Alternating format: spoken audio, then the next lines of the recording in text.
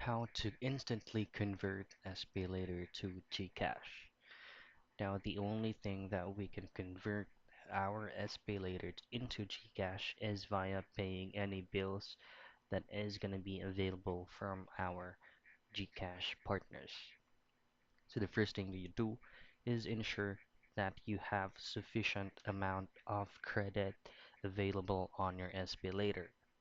The next thing that you want to do is just to pull out your Gcash application, logged into your account using your 4-digit PIN, and head directly to bills and payments.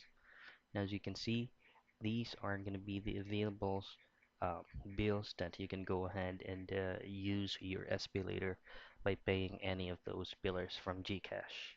Now, just simply choose on any of these options right here and just choose on SPayLater as one of the payment method.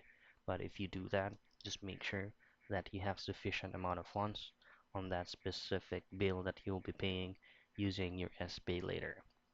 And that's it. That's how you instantly convert Spaylater to Gcash.